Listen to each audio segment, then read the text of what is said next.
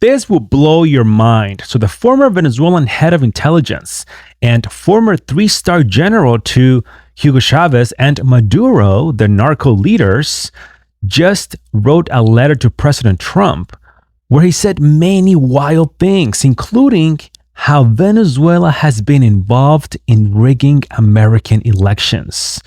But after doing some digging, turns out that Lou Dobbs reported on this back in 2006. A firm owned by Venezuela could be allowed to take over one of this country's top voting machine firms.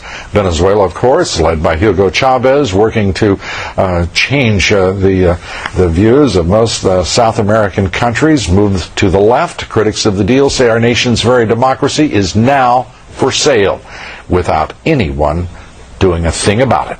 Kitty Pilgrim reports. The use of some 19,000 electronic voting machines in the city of Chicago and Cook County primary on March 21st of this year is now under intense scrutiny. The U.S. company that makes the machines, Sequoia, was bought in 2005 by Smartmatic, a private company primarily owned by Venezuelan businessmen. When Chicago had problems with the machines, a dozen Venezuelan employees were there to help with the election.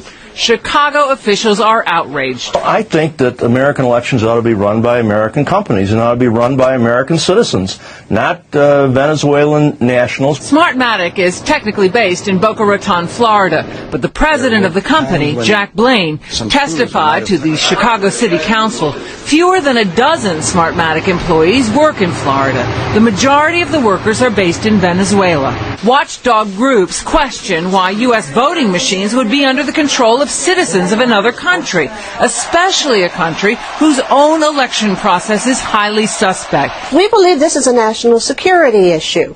There is no way that companies belonging to non-U.S. corporations should have access to our elections. The Treasury Department is supposed to monitor sales of U.S. companies to overseas investors where there is a question of national security. Some in Congress are demanding an investigation. In the case of Smartmatic, there are a number of unanswered questions. That's why I wrote to the Secretary of the Treasury and asked them to review the ownership.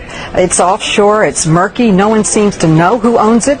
Certainly our government should know. A potential risk to the democratic process. Now, we called the Treasury Department to ask if the sale of Sequoia in 2005 had been reviewed or not. Treasury told us they were aware of the sale, but can't confirm if it's been reviewed or not. This goes beyond narco-terrorism. It's a declaration of war.